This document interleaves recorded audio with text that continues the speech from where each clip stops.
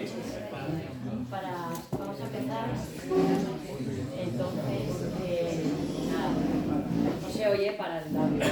No, voy a estar así hablando, pero para empezar, lo primero que queremos decir es que ayer, cuando empezamos la charla, estaba subiendo una mano y me dice, oye, ¿tú sabes quién da la charla? Y en ese momento pensé, mierda, le digo que soy yo, con esta cara de niña, o mejor no. Entonces, aunque nos veis muy jóvenes, llevamos, bueno, desde 2018, y conocimos la teología del cuerpo, en un curso en Roma, con un grupo que se llama Amor Seguro, que da charlas ahí, y la verdad es que, bueno, nos interpeló bastante nuestra vida, que es lo que buscaba San Juan Pablo II, ¿no?, con el joven. Entonces, nada, pues llevamos ya desde 2018 formándonos en esto, y hoy nos han invitado, pues porque nos encanta.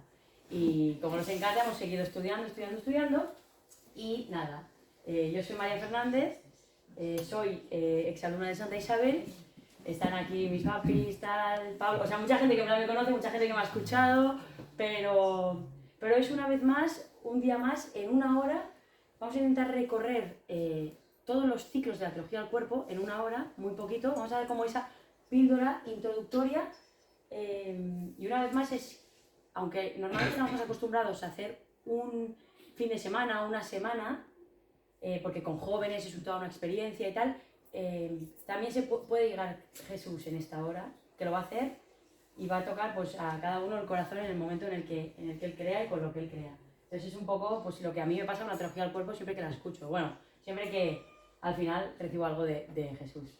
Entonces, nada, y ahora tú... Bien, muy bien. Bueno, pues yo soy Blanca Guas y lo mismo que María, o sea, recibimos juntas este regalo de la teología del cuerpo y vimos que no nos lo podíamos quedar para nosotras, ¿no? Y junto con otros jóvenes también de Renom Christi, pues quisimos empezar a compartir esto y acabamos también montando pues el apostolado de GIOS, no sé si algunos ya los habréis escuchado, y al final pues en este apostolado tenemos campamentos de verano para bachillerato, universitarios, luego fines de semana también de formación, que pues ahora ya esto pues se ha ido también replicando por toda España e incluso ya en diferentes países, ¿no? En Chile y ahora en Francia también, y bueno, pues o sea, como que esta teología del cuerpo parece que está dando respuesta también a lo que la gente está buscando, ¿no? Entonces nada, pues estamos felices de compartir esto y la verdad es que es un poco un reto, ¿no? En una hora intentar resumir qué es toda la teología del cuerpo, vamos a dar como pinceladas por encima, pero os invitamos después a profundizar vosotros. Sí, los puntos clave, por lo tanto, bueno, ya que has dicho lo de que buscaba la respuesta, cuenta un poco el porqué de... Bien, pues aquí tenemos que empezar hablando de San Juan Pablo II, que era el gran enamorado del amor.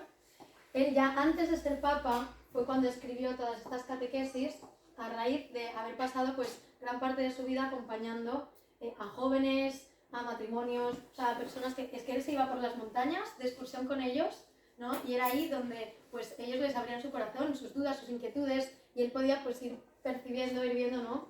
Pues eso que hay en el corazón, que es lo que inquietaba en ese momento pues a todos esos jóvenes. Y fue a raíz de eso, ¿no?, que entonces decidió escribir algo que pudiera dar respuesta a lo que estaban viviendo. La teología del cuerpo no es como algo que él se inventó de la nada, no una teoría que piensan algunos, la teoría de Juan Pablo II, no, sino que él partía de, ahora vamos a ver, él parte de la Biblia, o sea, él parte de la revelación, pero junto con la experiencia de lo que estaba viendo con quienes compartía. Entonces, juntando estas dos cosas, escribe estas catequesis.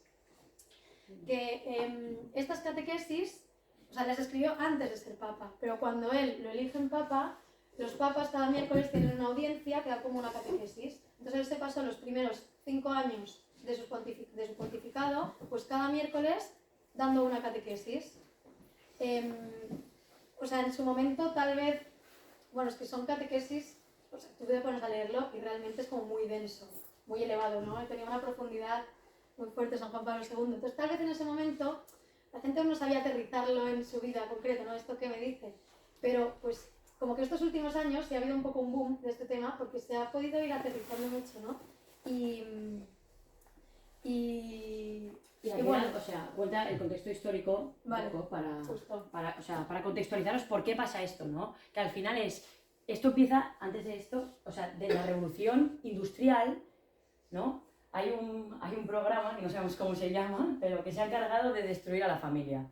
Y empieza con la revolución industrial. Empieza con la revolución industrial diciendo, O sea, si mi padre era zapatero y a mí me iban a enseñar pues, ese oficio, ¿no? Llegan las industrias y por lo tanto cogen y los padres, en vez de estar con eso, se van a trabajar a la fábrica, por lo tanto dejan de enseñarle al hijo lo que ellos hacen. Ahí sacan al padre de casa. Luego llega la revolución sexual. Con la revolución sexual lo que pasa es que buscan sacar a la madre de casa, ¿no? El hombre no está, tu cuerpo es tuyo, empiezan con todo eso, ¿no?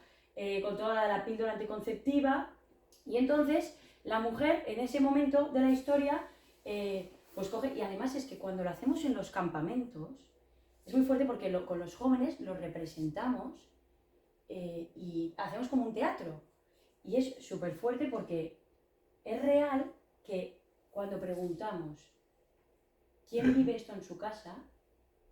Todo el mundo dice, yo lo vivo. Pero no es, o sea, no es que sea mal, en plan, mal tu familia. No, es un hecho histórico que nos invade, nos está invadiendo. El tema es nosotros verlo y cómo respondemos, y eso ha dicho San Juan Pablo II. Yo pongo respuestas. Entonces es eso, a nivel histórico pasa esto, y ahora estamos con la del hijo. Se encargan de sacar al hijo de casa, con la revolución tecnológica. Y además es muy fuerte porque, o sea, ellos te lo dicen y yo misma lo reconozco. O sea, si tú te despistas, empiezas a centrarte en ti en vez de en el otro, es que te lleva a esta propuesta de separarte del que tienes delante. Entonces es un poco como lo que pasa a nivel histórico, y en la segunda parte lo que pasa a nivel histórico es la parte de la Humane Vitae, ¿no? Sí, bien, pues a raíz como de esta revolución sexual que estaba explicando María, que lo que buscaba pues no era solo pues sacar a la mujer de casa, sino, o sea, al final es que hasta entonces como que se estaba viviendo en el mundo un poco, pues tal vez un puritanismo también un poco extremo, ¿no? Todo lo que tenga que ver con el cuerpo, la sexualidad, todo es malo, no se hablaba, ¿no? Y pues con esta revolución sexual aparece un boom, un movimiento social que dice, oye, que... O sea, el fin que tenían detrás, lo que ellos buscaban en realidad, o sea, parten de un punto lícito, ¿no? De decir, oye, que tal vez mi cuerpo no es tan malo, que esto no está tan mal. Pero ¿qué pasa? Que cogen todo esto y lo llevan al otro extremo, ¿no? La revolución sexual, con toda la píldora anticonceptiva, que entonces ya busca pues, romper también este vínculo entre el acto conyugal y la natalidad. Y ante esto, pues la Iglesia necesita responder. ¿Cómo responde? Pues Pablo VI responde pues escribiendo la Humane Vitae. En esta Humane Vitae, donde la Iglesia pues ya se posiciona también en contra de la anticoncepción, hay un punto muy clave que él dice, ¿no? Que todo este problema referente a la natalidad, o sea, no le podemos dar solución viendo solo, o sea, una perspectiva parcial. Es decir, no se le puede dar respuesta solo desde un punto de vista psicológico, demográfico, económico, no, sino que dice, hay que verlo, o sea, hay que tener, para dar respuesta a esto que está pasando, hay que tener una clara la visión integral de toda la persona. ¿De quién es? Del ser humano, ¿no? Y entender nuestra vocación no solo natural y terrena, sino sobrenatural y eterna. Entonces, todo empieza aquí en esta frase de Pablo VI, ¿no? Visión integral del hombre. Pero ¿qué pasa? Que no la desarrolla. No dice cuál es esta visión integral. Y ahí ya llega San Juan Pablo II, que empieza a desarrollar, vale, ¿cuál es esta visión integral? ¿Quién es el hombre? Y ahí ya cuando lo eligen papa, pues en la audiencia, como os comentaba, pues ya da estas catequesis. Hoy en día estas catequesis ya las encontramos, pues, por ejemplo, en este libro, ¿no? Hombre y mujer los creó. Es un tocho de libro y realmente así, ¿no? Más. Sí, muy denso, ¿no? Y bien, estas catequesis están divididas en 6 ciclos, que son los ciclos que vamos a presentar ahora. Ah, bueno, esto también, sí. A veces, no, al hablar de teología del cuerpo parece que estemos hablando como de una contradicción, que tiene que ver la teología con el cuerpo.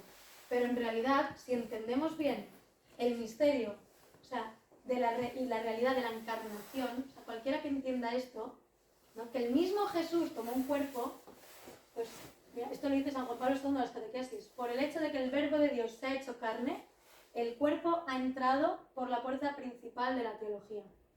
O sea, el mismo Jesús, si él ha tenido un cuerpo, el mismo Dios, es que tal vez el cuerpo sí es importante para nosotros. Y con eso entramos. Entonces, sí, empieza con esto. Blanca ha hablado sobre la Humane Vitae, y la Humane Vitae, si os fijáis, es el último ciclo. Por lo tanto, coge y hace esto, ¿no? O sea, ahora en 40 minutos vamos a pasar por todos los ciclos, el resumen del resumen. Entonces, empezamos por el primero. ¿Cómo empiezan las catequesis? Empiezan con Mateo 19, que dice: entonces vinieron ahí los fariseos tentándole y diciéndole. Entonces, ¿por qué pone esto San Juan Pablo II?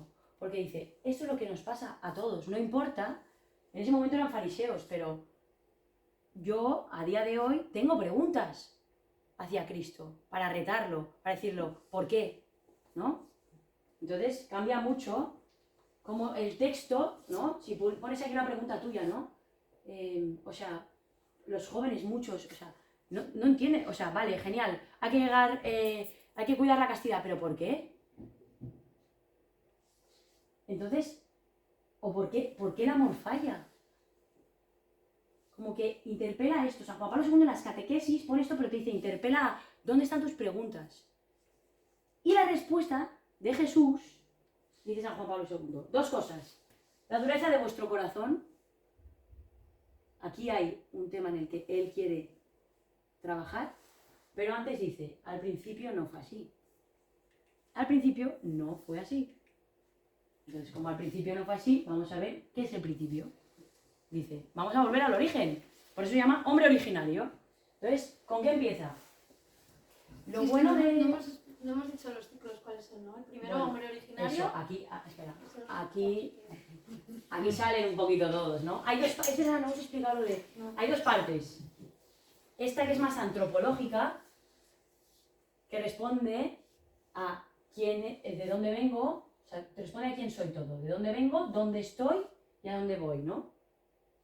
Y luego una segunda parte que es cuando ya tengo identidad, que este es el problema de ahora, estamos dándonos cuenta que la gente a lo mejor se apunta a GIOS para esto, el matrimonio, el noviazgo, el amor, tal, no sé qué, y lo que le impacta es esto, la identidad. Entonces, por eso, primero hay que abordar todo esto para luego llegar a esto que al final ya es diferente, la mirada es súper diferente. No sé si falta algo más de aquí. No. Que ya es jueves, ya llevamos toda la semana. Entonces, ¿qué significa el principio? Él coge el Génesis y lo divide en dos partes, ¿no? Con una visión más objetiva, una visión más subjetiva. No nos vamos a parar ahí. Además, esto es teología, o sea, esto lo explican en 1000 lados. Pero lo primero que toca es el de dónde nace el ser humano. Y para eso, una de nuestras formadoras, que se llama Lorea, esta señora en Roma, tiene una forma muy bonita de explicar un concepto como es la Trinidad, teológicamente muy difícil de explicar, lo aterriza en algo que ahora os vamos a hacer, que nosotros lo llamamos, lo llamamos el WO, ¿vale? Lo llamamos el WO porque es algo tan fascinante, o sea, la Trinidad, y ese es tu origen, saber que ahí está tu origen, ya vais a entender por qué. El WO es cuando tú te maravillas, ¿no? Te plantas delante de un paisaje y haces wow. O acabas una faena y dices wow, ¿no? Se nos sirve para todo, pero es una palabra para hablar de algo mucho mayor. O sea, una palabra, o sea, se queda pobre, pero bueno, teníamos que poner una palabra. Entonces le pusimos el wow. Antes de esto, quería comentaros que el momento en el que San Juan Pablo II coge el Génesis, para explicar ese origen, habla de y creó Dios, hizo Dios, hizo Dios, hizo Dios en singular, las aves del cielo, no sé cuántos, y llega un momento en el que toca hacer la persona humana y empieza a hablar en plural. Y dice San Juan Pablo II, punto importante. Punto importante porque no hago, hagamos. Y muchos ya sabéis por dónde voy. O sea, es que por eso somos ser en relación. Desde el minuto 1 de nuestra creación. Dios Padre, Dios Hijo y Dios Espíritu Santo ahí diciendo hagamos. Entonces, San Juan Pablo II dice, pararos aquí, que esto es muy fuerte. Que el resto de la creación no tiene eso. Entonces ahí le dices al niño, entonces está bien que te gusten las chicas porque te fijas, claro que sí, porque estás hecho un ser en relación y les cambia la cara en plan, toma, vale, no tengo ningún problema. Estamos en eso a nivel sociedad católica. Pero entonces, vamos a explicar el WO, ¿vale? ¿Que sí? ¿Bien? Vale. Vamos a explicar el WO. El WO es, es tu origen. Entonces, una vez cuando lo estábamos haciendo con sacerdotes dijeron, a ti en otra época te hubieran quemado en la hoguera seguro, pero ahora mismo no. Entonces, bueno, tenemos a Dios Padre, ¿no?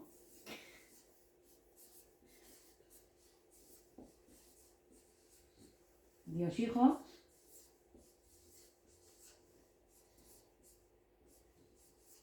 Si además vais a ver que esto a nivel humano, o sea, es lo que refleja la fecundidad. Pasa esto.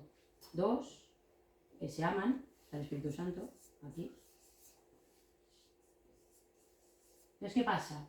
Dios Padre ama tanto, tanto, tanto, eso es lo que nos pasa con el amor, porque somos seres racionales, ama tanto, tanto, tanto, que no cabe en su persona, y la dinámica del amor, dar y recibir.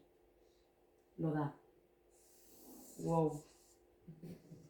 Con los niños hacemos todo un show, tal, los hacemos aplaudir, pero el tema es que sale tanto, tanto, tanto que wow. Y hay alguien para recibirlo.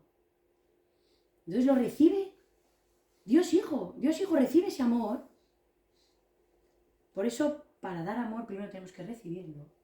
Ya entraremos, pero Dios Hijo recibe todo ese amor y, wow, o sea, y pasa lo mismo, lo devuelve. Wow. Entonces, esto es así como por 2500, o sea, debía ser algo súper potente, el amor dando como millones de vueltas, ¿no? Entonces, ¿qué pasa? Que fruto de tanto amor pasa algo, que es que nace la persona humana. Por lo tanto, fruto de esto, el centro, la consecuencia, soy yo. Soy yo. Y ahí está un misterio de la vida que es la Trinidad y un misterio de la vida que es de dónde vengo y también un poco en este mundo, ¿no? Como cuál es mi identidad, porque el amor falla, luego lo veremos. Entonces, pero, tu origen no ha fallado. En tu origen era perfecto. O sea, a nivel, a los jóvenes de hoy en día, tú le cuentas esto a un adolescente y flipas. Entonces, o sea, es ahí donde se encarna el que soy hijo de Dios, ¿no? O sea, si yo ahora mismo, o sea, soy hija de Juan Fernández y Mónica, pero si yo os dijera que mi padre y mi madre son los reyes de Inglaterra, dirían, joder, está la hija de los reyes de Inglaterra. Pero, ¿por qué nos cuesta tanto valorar que somos hijos de Dios? O sea, yo a veces pienso, o sea, es que soy hija de Dios. Es que soy hija de Dios. Y se encarna en mis relaciones humanas, tengo hermanos, tengo padres, ¿no? Pero, ostras, es que me levanto diferente, ¿eh? Me como el mundo, que soy hija de Dios, tranquilo. No, tampoco. Pero un poco, te lo juro. A veces digo, vale, tengo que afrontar un caso, venga, es que el cielo está conmigo. El cielo. ¡Hola! Bueno, a mí me impacta. A mí me impacta mucho. Pero bueno, pues nada, eso es la creación del ser humano. Nada, una cosa que es el pim pam. Y de ahí desmonta como muchas más cosas, ¿no? Va tocando todas las teclas del Génesis, a las cuales no podemos entrar a detalle, pero las más importantes, sobre todo en un tema de identidad ahora, ¿no? Que es el de la diferenciación sexual. Y muchas veces yo llegué a la universidad y lo primero que me dijeron fue, tú, bueno, estaban unas copas tal y me dicen, ¿tú eres la españolita católica? Y yo, en plan, sí, soy yo. Y dice, oye, pues eres normal. Y yo le iba a decir, pues si la rara eres tú. O sea, no porque fuera, o sea, sino porque digo, pues si tú eres más rara que yo, o sea. Y pensé, ostras, la que se me viene en 4 años de o me empiezo a formar o aquí me comen viva. Entonces, obviamente llegó el momento de la pregunta de la diferenciación sexual, que la iglesia machista. La iglesia machista. Le digo, ¿tú has leído la Biblia? Me dice, no cal. Y le digo, vale, no te enfades. Pero le digo, pero tú sabes que en el fondo, a nivel, o sea, en hebreo, la Biblia, ¿en qué está escrita la Biblia exactamente? O sea, ¿cómo se llama? ¿En qué está escrito? ¿No me sale? Arameo. En arameo. Bueno, no sé en qué exactamente, pero lo que pone exactamente en el Génesis, cuando está creando a la persona humana, es Adán. Adán significa ser humano. No significa hombre. Que además el hombre sabemos que incluye a los dos. Yo no tengo ningún problema con esto, pero bueno, por si acaso, pero Adán significa persona humana. Y luego, cuando está en el momento para hablar de que Dios te reconoce como único, y luego en el momento en el que tiene que generar esa diferenciación sexual, porque quiere decirnos que necesitamos de otro, y de otro que nos complemente, habla de ese ish y shah, que además es que es el mismo término, pero o sea, no es Adán en el fondo es ish. Como que ha habido ahí una traducción, pero cuando tú lees bien el Génesis, pone eso. Y entonces ahí tú le dices, o sea, y la teología del cuerpo lo habla súper claro, dice, somos seres sexuados. Lo somos. Y a nivel práctico, ya no te vayas te puedo dar el debate que quieras hasta que no lo entiendas en tu cabeza, pero a nivel práctico es súper sencillo. La mujer le revela al hombre su masculinidad y el hombre le revela a la mujer su feminidad. Y os lo puedo demostrar porque si yo... Hay dos partes en eso, ¿no? Y un ejemplo visual es muy sencillo, le digo. Si yo me pongo delante de Blanca, ¿qué veo? Me sé única, porque digo, no es igual que yo. Es decir, tiene pecas, tiene los ojos azules, es diferente en altura, pero no tengo que ponerme la palabra mujer, porque no hay diferencia ahí. Pero si yo me pongo delante de un hombre, digo, además de tener el pelo diferente, los ojos diferentes, la nariz, además, ahí tengo que poner la palabra mujer, porque sí hay una diferenciación. O sea, las palabras se inventan para describir términos, entonces el que no lo entienda, digo, pues no lo sé, ¿qué vamos a hacer? Pero bueno, es un gran debate, pero bueno, hay más ahora. Entonces, ¿qué pasa? En el Génesis va describiendo cómo nos da inteligencia, nos da voluntad, nos da libertad. El resumen es, después de toda esta maravilla que os hemos contado en 3 minutos, es decir, Génesis 1:31, estás bien hecho, eres espectacular. Esto es el origen. Esto es el origen. Y pensar además en cuando has hecho un regalo, que lo has trabajado, que tal, que no sé qué, tu persona es un regalo para Dios, porque pensó cada detalle. O sea, el Señor pensó cada detalle de mi cuerpo, mi rodilla que no me gusta la pensó Él, como un pintor. Entonces estás muy bien hecho, porque es un don. Alguien te lo ha dado. Y por eso tú buscas ser don, por eso tú buscas donarte, porque primero te lo han dado. Es que además te lo han dado y lo hacemos, o sea, te han dado si yo, ¿me puedes coger esto un momento? Bueno, tú, que además ya te lo sabes esto, en plan, no, pero, o sea, quita un poquito, ahí, vale, o sea, sí, cógelo, te lo han dado, de verdad te lo han dado, tú no lo has recibido, te lo ha dado alguien, entonces, eso dice la teología del cuerpo, que lo que has recibido, por eso dalo también, porque tú eres un don. Y dice, no, pues ese creados por amor, creados para amar. El hombre originario, bueno, es ese recrearse en él, soy amor andante. Soy amor andante, yo soy amor con patas. Porque si mi padre es amor, ahora que dicen Dios es amor, Dios es amor, Dios es amor, ¿no? En la iglesia últimamente está muy bien ese Dios es amor, que es verdad. Entonces, si mi padre es amor, yo soy amor. Sí, o sea, y el claro ejemplo dicen, ¿no? O sea, del hombre que dicen, si su padre es calvo, el hijo a largo plazo es calvo. Pues si mi padre es amor, yo soy amor, pero tengo toda una vida para ser ese calvo, ¿no? Y trabajar. Entonces, ¿me estoy explicando o no? Vale. Entonces, ¿qué más? Ya con esto cerramos el hombre originario, ¿no? Habla de 3 significados del cuerpo y de 3 experiencias originarias. Los 3 significados del cuerpo, esto es como nuestra huella dactilar, todo el mundo lo tiene y por eso cuando lo hablas, a todo el mundo le resuena. A todo el mundo le resuena el concepto de filial, esponsal y fecundo y a todo el mundo le resuena la soledad, la unidad y la desnudez. No importa la historia, le resuena. ¿Por qué? Porque es eso.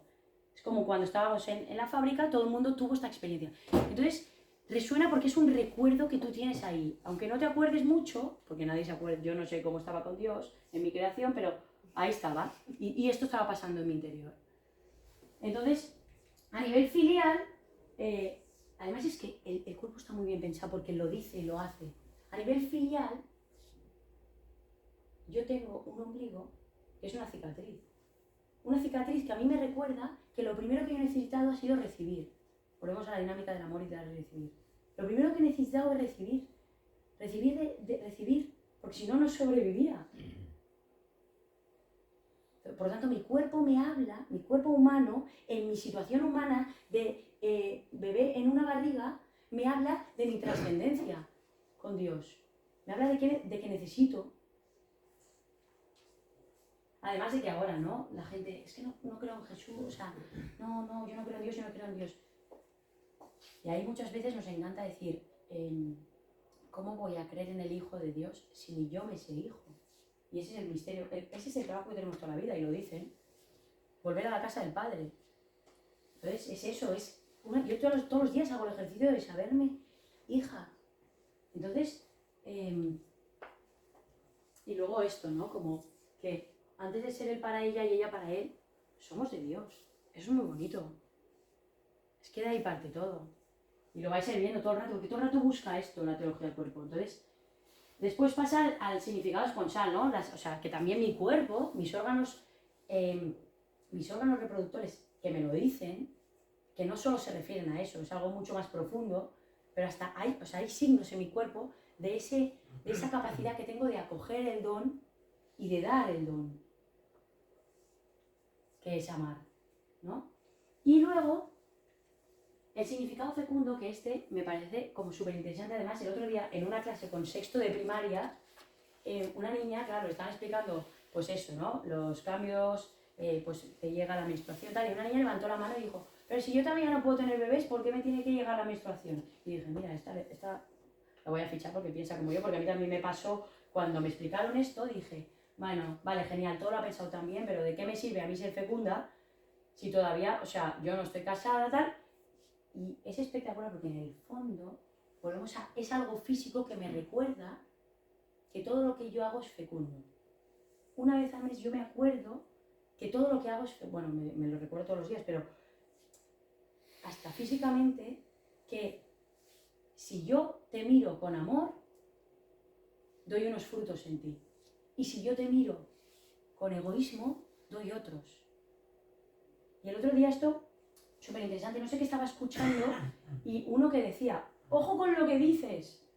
Hablaba, ¿no? Era algo que escuchaba y decía, porque la fuerza de, por ejemplo, las palabras también, ¿no? O sea, para que veáis que todos nosotros somos fecundos. Porque la palabra, cuando yo la tengo dentro, todavía es mía. Pero el momento en el que sale, cobra vida. Y lo que puede llegar a hacer esa palabra, ¿no? Entonces, dices, jo, es que es real que una vez, o sea, soy muy fecunda en todo lo que puedo hacer. Y en esa fecundidad, nada, ya está. O sea, luego está vinculado a nivel, pues eso, el filial sería más el padre, el esponsal sería más el hijo, y el fecundo es el Espíritu Santo. Y somos tan fecundos que somos co-creadores, porque esta dinámica es hombre, amor, mujer, amor, ser humano, ¿no? Entonces es algo muy, muy grande. Y esto lo vinculan a las experiencias, que son la soledad, la unidad y la desnudez. Yo digo la palabra soledad y da miedo, o sea, nadie quiere estar solo, pero me encanta cómo la teología del cuerpo le da una vuelta ahí y dice, la soledad es el momento en el que esa parte de tu corazón es solo del Señor y de nadie más. Y ahí solo va a entrar Cristo, ¿no? Y el típico día en el que dices, pero, o sea, ¿por qué no me entiendo con nadie? Es que hay una parte que es solo para Él. Por muy unido que estés a alguien, hay una parte que es suya. ¿Cómo cambia la soledad? Bonita, la soledad originaria, ¿no? Igual, bueno, sí. Igual pasa con la unidad, ¿no? ¿Qué pasa? Que en ese ser solo me doy cuenta, ¿no? O no tan cuenta, porque hay muchos que no se están dando cuenta a día de hoy, pero que hay otro. Por lo tanto, estoy llamado a buscar a esa unidad. Y busco esa comunión. Desde mi origen, que busco la unidad. Y por último tenemos la desnudez, que es que cuando hay esa unidad de verdad, de corazón, uno es libre y no es una desnudez solo física, pero volvemos a cómo lo físico nos habla de lo trascendente. Por eso está la desnudez física, porque yo me siento libre pero, o sea, la desnudez de corazón. Cuando me siento unido a alguien, soy capaz de desnudarme. Y por eso Adán y Eva se visten, que eso lo explicaré luego Blanca. Pero bueno, y el hombre originario cierra... Ah, no, espérate, una cosa súper guay. Ay, una cosa súper guay es que a mí me encanta explicar que, o sea, es tanto el plan de Dios en nosotros que no somos conscientes. Está tan palpable en nuestro día a día, pero no somos conscientes o vivimos tan alborotados que no nos damos cuenta. Pero esto, que dices, jo, es que lo vivo en mi día a día, el primer referente donde está es con Él. Porque la soledad se vive en la oración, la unidad se vive en la comunión y la desnudez se vive en la confesión. Es que lo ha inventado Él y lo pide también. Y las catequesis se cierran con esa inocencia originaria. ¿Por qué? Porque al final esta parte del hombre originario se cierra porque dice, ya no estamos aquí. Va bien, porque responde mucho a quién eres, ¿no? A mí me dicen quién soy y ahora cuento todo esto. Bueno, no lo cuento todo, pero lo pienso. O sea, es que vengo, o sea, entonces, y de ahí voy contando el resto, pero... Y lo primero que cuenta, y lo último que cuenta es esa pureza de corazón, eso es la inocencia originaria. Tu corazón, en el pensamiento de Cristo, de Dios, Padre, era puro. Y la Virgen María es el claro ejemplo de ello. De que existe. Entonces, eso es la inocencia originaria. Y es precioso. Entonces, es quitarte todas esas capas, las buenas y las malas, y saber que en un principio había un corazón latente llamado amar. Y ese es el reto que tienes ahora, a lo largo de toda tu vida, que es no solo ver ese principio, sino cogerlo y multiplicarlo, porque no es lo mismo que te lo den a tener que trabajar algo. Y esta es la propuesta de Dios. De aquí pasar al hombre histórico para mirar cómo era y decir, te lo doy de verdad. Y entonces el hombre escatológico, que es el cielo. Si no, no existiría. Bueno, y entonces, nada. Y de ahí pasamos al siguiente ciclo. Bueno, pues eso, fuimos creados para amar, pero primero siendo profundamente amados. La clave de la vida. ¿No? Genial. Gracias, María. Entonces...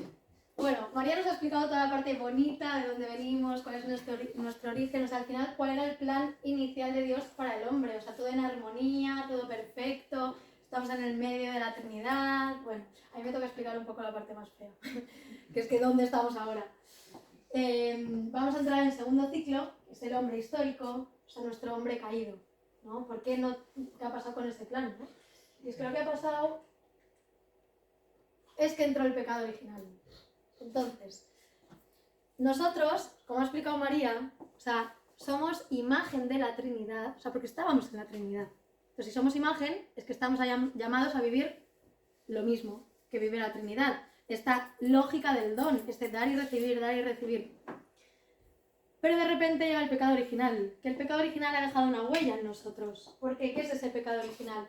O sea, podemos leerlo en la Biblia y a ver, en la Biblia está escrito pues como cuento de niños para entenderlo, ¿no? No creo que fuera una manzana, que fuera así, ¿no? Pero sí nos está enseñando una verdad, que es que llega un momento que por la libertad del hombre, el hombre pone en duda el don, pone en duda que Dios le estuviera dando realmente todo lo bueno, que Dios fuera toda bondad y dejó de confiar, de fiarse plenamente en él. ¿Por qué? Porque entra ahí el demonio a sembrar la duda, la sospecha de seguro que estás bueno, que es tan bueno Dios, porque te ha dicho que de ese árbol no comas, ¿no? Entonces entra por ahí la duda. ¿La duda de qué? O sea, se pone en duda el don, o sea, el regalo que de verdad, o sea, Dios ha querido darte con todo. ¿Y qué pasa? Pues que ahí lo que se produce es que se rompe la alianza perfecta que había con Dios. O sea, esta comunión perfecta de amor con Él, de no dudar de nada, desaparece. Y no solo se produce la ruptura con Dios, de empezar a desconfiar, ¿no? Si realmente todo lo que propone es tan bueno para mí, me va a hacer tan feliz. Sino es que aparecen 4 rupturas. La ruptura con Él, con Dios, la ruptura con nosotros mismos, que ahora la veremos, la ruptura con los demás, ya no toda relación es tan perfecta como tal vez la que vivían Adán y Eva en ese momento, ¿no? Incluso la ruptura en la creación. O sea, que en la creación también ya no haya ahora pues esa armonía, sino, oye, es que cualquier desastre natural, o sea, de esas dimensiones, ¿no? Pues es que también viene porque hay algo ahí gritando, incluso en la creación, ¿no? Algo está pasando. No entraremos tanto en esto de la creación, pero sí en las otras rupturas. Entonces, ¿qué es lo que ha pasado? ¿Qué nos ha traído este pecado? Pues ha dejado unas consecuencias en nosotros. ¿Cuáles? Pues que esta capacidad de ser imagen perfecta de la Trinidad, de dar y recibir amor constantemente, sin ningún problema, ni egoísmo, ni nada, esto ha desaparecido, o sea, se ha visto como torcida esta imagen, ¿no? Se ha reducido nuestra capacidad de vivir este don en plenitud. ¿Por qué? Porque también se ha reducido nuestra capacidad de poseernos, el autodominio, ¿no? Ya no tenemos tal vez Sí, se reduce nuestro autodominio, esta capacidad de yo me poseo primero para después también entregarme. Esto se queda un poco torcido, ¿no? ¿Por qué? Porque tal vez no reconocemos tampoco en quién tenemos delante, que es imagen perfecta también de Dios, o me olvido de que yo también soy imagen perfecta, ¿no? Y aquí pasa lo que dice San Pablo. ¿Por qué? ¿Por qué no hago el bien que quiero y me encuentro haciendo lo que no quiero? O sea, nosotros estamos bien hechos, en el fondo deseamos bien, queremos amar, tenemos esa huella que ha explicado María. Sin embargo, ¿por qué me pasa? Que aunque no quiero hablar mal a mi madre y llego a casa y lo siento mamá, pero a veces pues te hablo mal. Digo, ¿pero por qué? Es que si no quiero, ¿no? ¿Qué pasa allí? ¿De dónde viene esto? No quiero hacerlo. Pues es que hay una gota de veneno en el corazón. Y ahí nos habla también Juan Pablo II de la concupiscencia. ¿Qué es esta concupiscencia? Así lo podríamos explicar como una gota de veneno que ha manchado algo en el corazón, se ha distorsionado algo, por lo que no actuamos como si estábamos llamados a ser. Mirad este pasaje de Jesús, ¿no? ¿Qué dice Jesús? Habéis oído que se dijo, no cometerás adulterio. Pues yo os digo, todo el que mira, ya solo mirad, todo el que mira a una mujer deseándola, ya ha cometido adulterio en el corazón. Ya no está hablando de los actos, de si comete o no comete adulterio, no, ya está yendo un paso atrás. ¿Qué está pasando en el corazón? ¿Qué está viendo en el corazón? ¿Cómo estás mirando? Porque por cómo estás mirando, eso ya habla de qué hay en tu corazón. Entonces, es como esta frase también del Evangelio, ¿no? Que dice, de lo que rebosa el corazón, habla la boca. O sea, ¿cómo está tu corazón? ¿Qué pasa en él? Que luego tú lo manifiestas con tus actos. Bueno, pues lo que vemos en el corazón que sí hay esa gotita de veneno, esa concupiscencia. Hay algo que se ha torcido, que estaba muy bien creado, pero por el pecado original, pues tenemos esta inclinación a veces a hacer el mal, aunque no queramos, ¿no? ¿Cómo se manifiesta? También, pues es que lo que ha pasado, y creo que con esto se puede entender muy bien todo lo que ha conllevado el pecado, que es que ha producido un cambio en la mirada. O sea, esta gota de veneno, lo que ha hecho es un cambio total. O sea, en cómo nos estamos mirando, en reconocernos todos como hijos de Dios, que estamos ahí en el centro de la Trinidad. Porque mirad a Adán y Eva, o sea, lo que se produce en ellos es ese cambio de mirada también, ¿no? Ellos podían estar el uno con el otro, a ver, ponemos a Adán y Eva como de este ejemplo de armonía y relación perfecta, ¿no? Se podían estar el uno con el otro, sin miedos, sin vergüenzas, sin necesidad de cubrirse ni taparse. ¿Por qué? Porque sabían que yo no me iba a aprovechar de ti en ningún momento, ni tú de mí, o sea, podíamos estar perfectamente amándonos, no necesito esconder ni tapar nada de mí, porque me fío plenamente que tú estás viendo el don que soy para ti. Tú estás viendo que soy hijo de Dios, y por esa dignidad, pues vas a saber cómo tratarme, ¿no? En un inicio, pues así se veían. ¿Qué pasa? Con el pecado se cambia esa mirada, y de repente, cuando entra el pecado original, ¿qué pasa con Adán y Eva? ¿Qué dicen? He tenido miedo y me he tenido que esconder, ¿no? Tuve miedo, estoy desnudo y me he escondido. ¿Por qué? ¿Por qué de repente se tapan? Porque tengo miedo que ya no me mires, que ya no veas todo el don que soy, de hijo de Dios, que no me sepas reconocer toda mi dignidad y me vayas a tratar como merezco ser por hijo de Dios, ¿no? Entonces no solo se tapan físicamente, sino es que ya es taparnos también, o sea, el ponernos a veces máscaras, fachadas. ¿Por qué? Por miedo a que el otro me haga daño. O sea, me protejo ante la mirada desordenada del otro, ¿no? Ante esa concupiscencia. Entonces, por miedo a ser rechazado, ¿no? A ser herido. Entonces pasamos de vivir la lógica del don, darnos y recibirnos sin ningún problema, sin ninguna vergüenza, a vivir ya la lógica de la apropiación. O sea, así lo habla Juan Pablo II, ¿no? Es decir, es que me apropio yo del don. Todo lo tengo que conseguir yo y como yo quiero, ¿no? Sin ese confiar plenamente que el otro está buscando siempre mi bien, yo el suyo y esa lógica del don. Mira, la diapo de antes también ponía, ¿no? Que dejamos de mirar y empezamos a ver. Dejamos de mirar, ¿no? Mirar a alguien es ir más allá, no solo quedarme en la apariencia, sino ver todo lo que tú eres. Que cuando yo te vea, más bien cuando te mire, pueda ir más allá y ver, vale, o sea, eres un hijo de Dios, con todo lo que eso conlleva, tu dignidad. ¿Y qué pasa? Que pasamos a ver, que bueno, te veo, te echo un vistazo, entonces podemos llegar a usarnos, ¿no? ¿Por qué? Porque no nos estamos mirando con todo lo que somos. Ahí hay que escribirlo al revés. Entra por ahí esa vergüenza. También tenemos aquí otra cita de Juan Pablo II que dice: la vergüenza entra cuando el hombre se da cuenta por primera vez de que su cuerpo ha dejado de obtener la fuerza del espíritu, que lo elevaba al nivel de la imagen de Dios. O sea, cuando empiezo a ver que tal vez mi imagen de Dios, o sea, ya no la veo como la estaba viendo antes, me entra esa vergüenza. Y entra también ahí, podemos hablar del pudor, ¿no? Porque hay un valor que se está viendo amenazado ante el miedo de que me vayan a usar, ¿no? Pues tengo que protegerme. Por eso también ese miedo a hacernos vulnerables también ante el otro, por miedo a que nos hagan daño. Todo esto es consecuencia de ese pecado, ¿no? Pero, como desde el inicio, desde el origen que ya ha hablado María, pues si estábamos pensados para esa comunión perfecta, eso ya dejó una huella en nosotros. El pecado solo es como si lo hubiera distorsionado, lo hubiera puesto borroso, ¿no?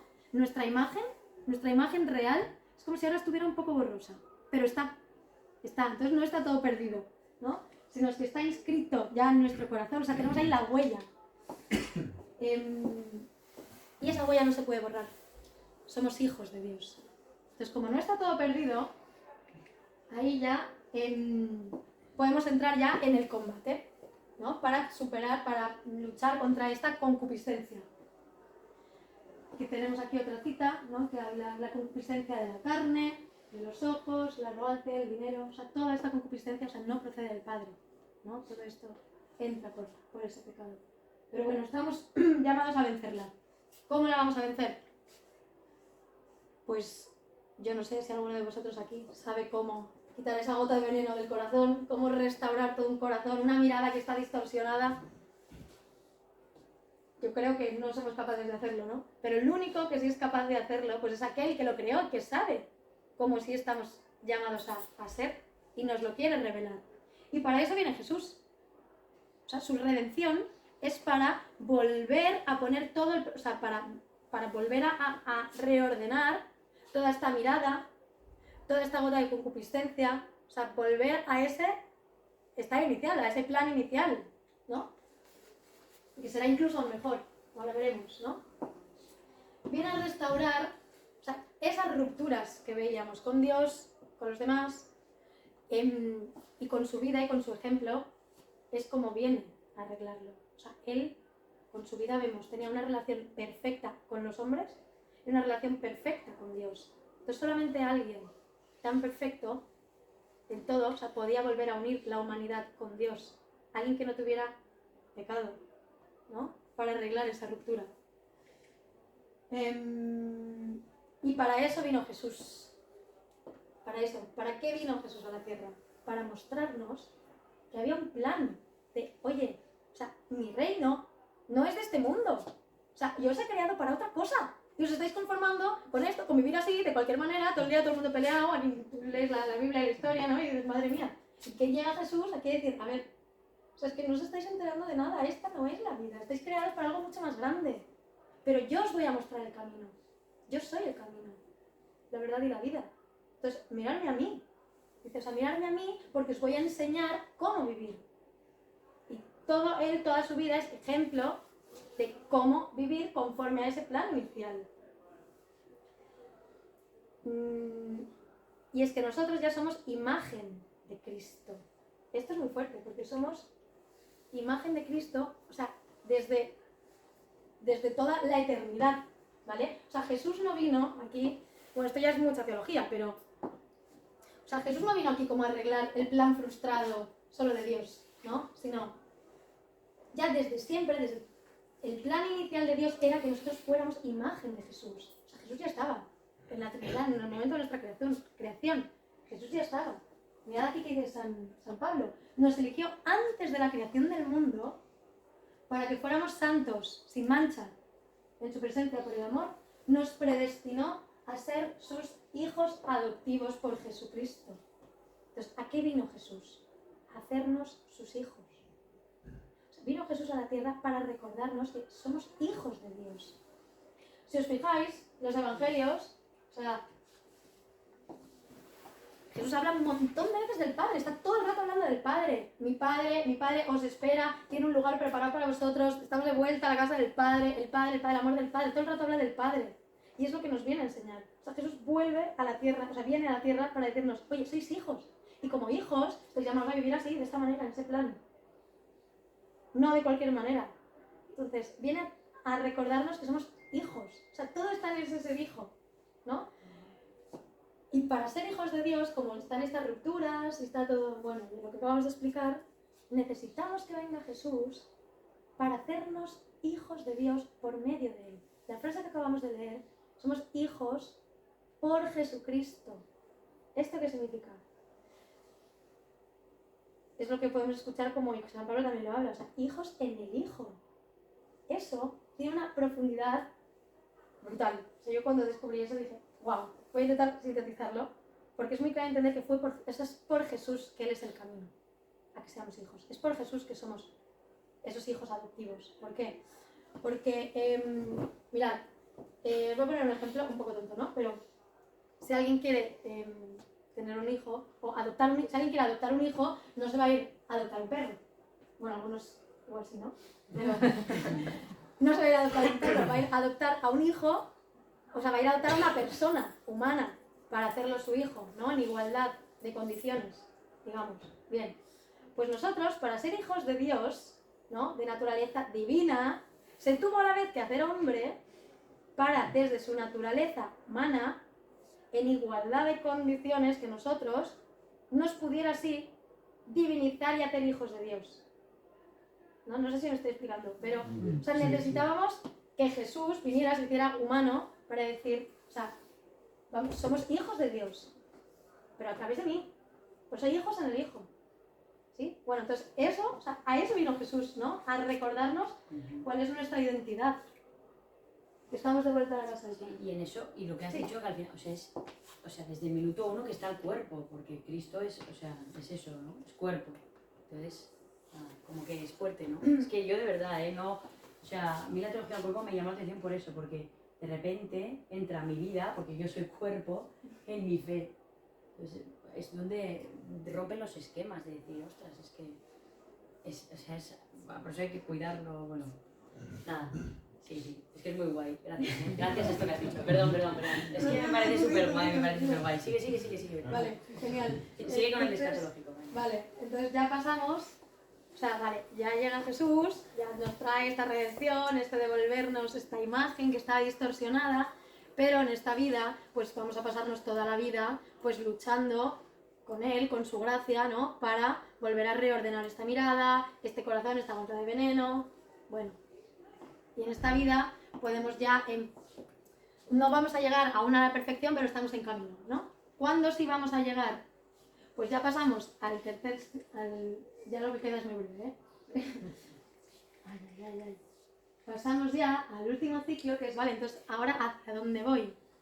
Ya hemos empezado ahora este camino, hacia dónde vamos, en esta redención de Jesús, pero será pleno todo en el cielo. ¿Por qué?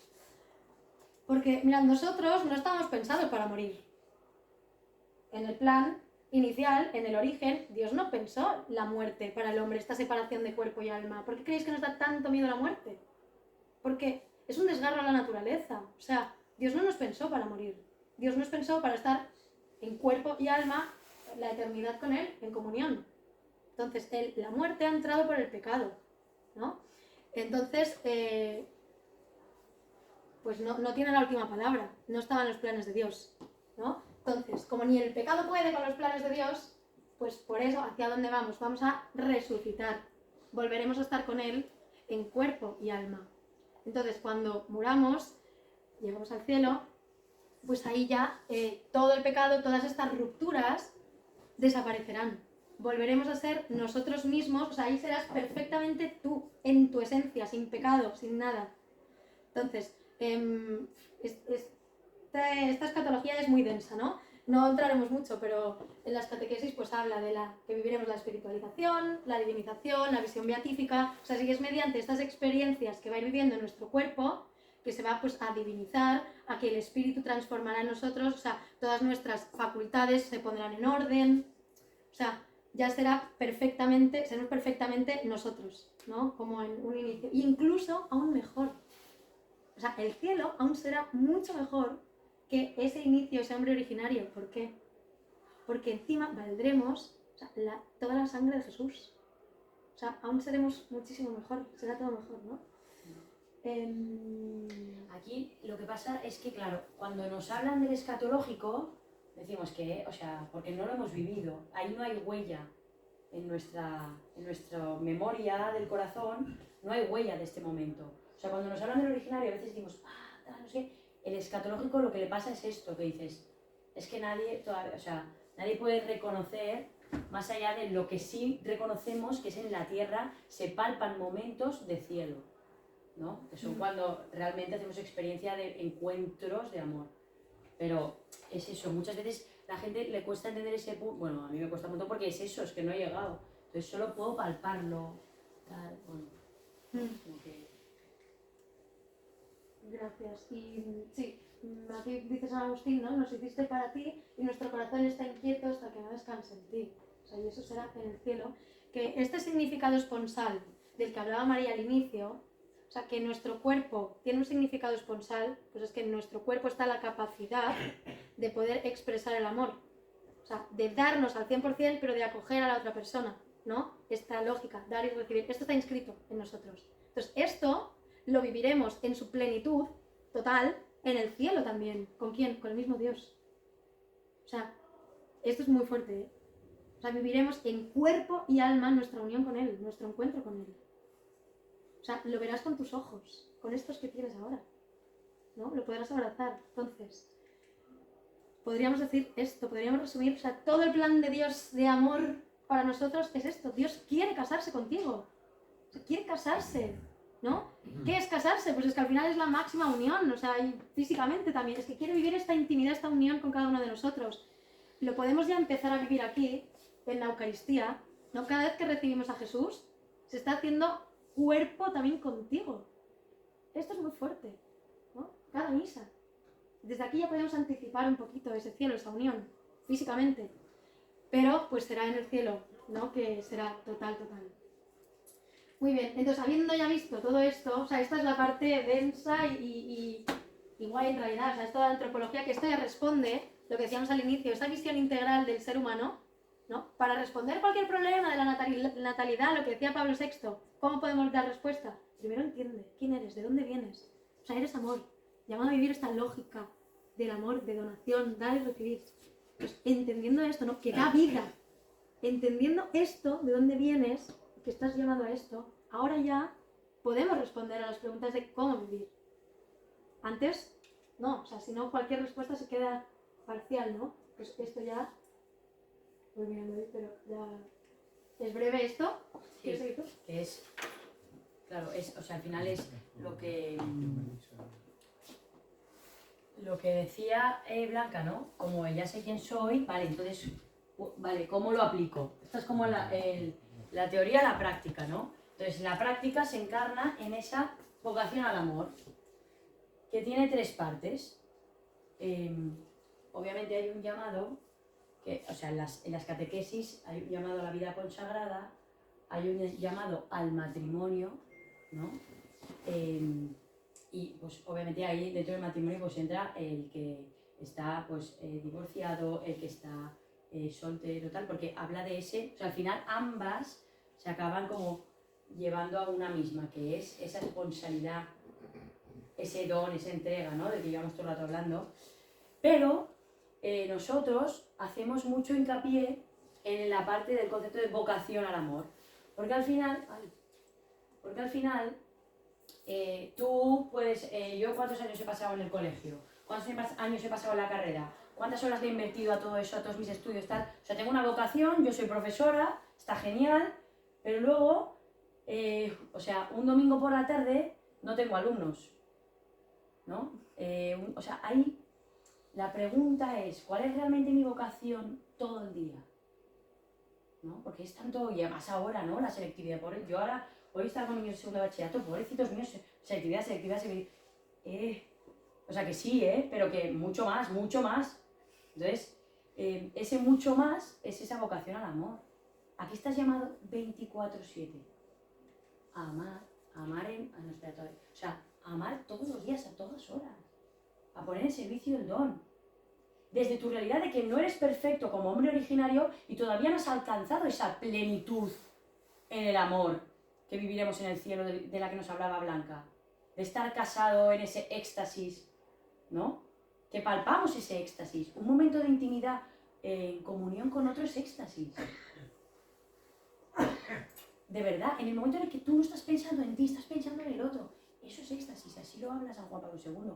Además, lo diferencia de muchas palabras que a día de hoy están sexualmente sucias, le pone términos elevados, porque dice, es que lo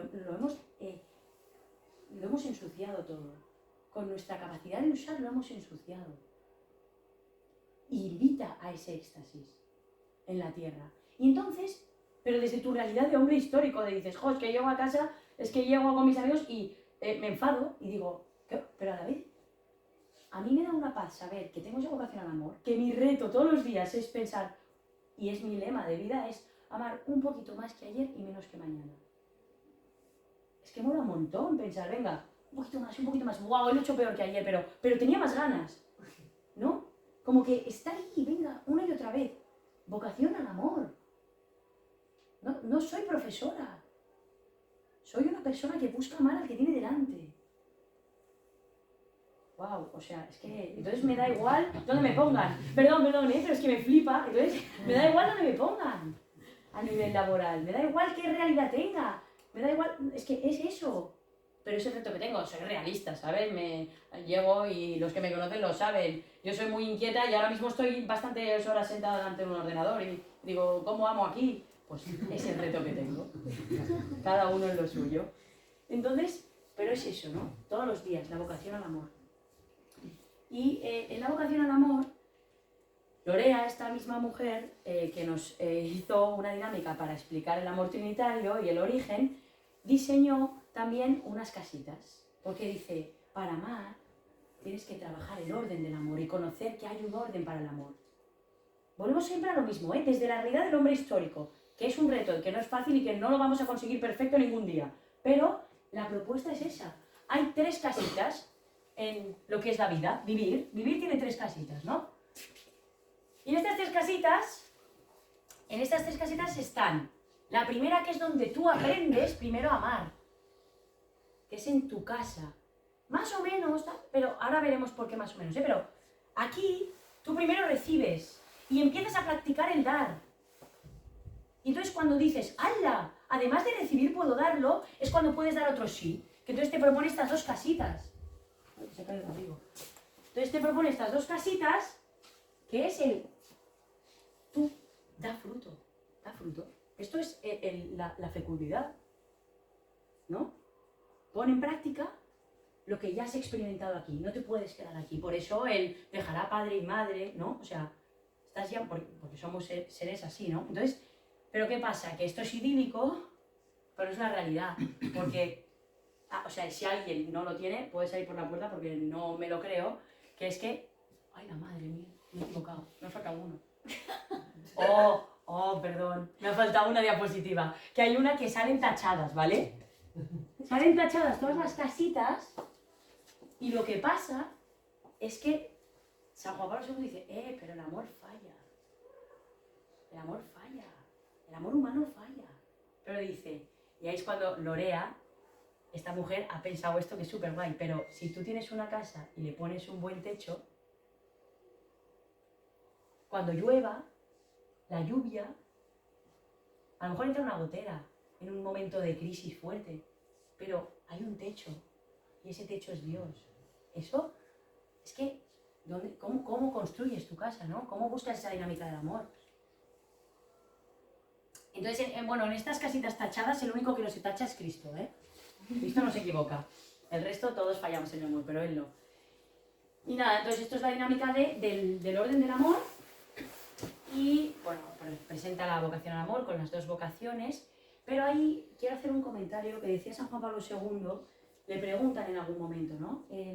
Entonces, claro, le está explicando la virginidad consagrada y alguien le pregunta o lo deja por escrito también como el decir, pero ojo, porque tú escuchas la virginidad consagrada y dirás, igual, de repente empiezan a vivir el cielo y tal y no sé qué.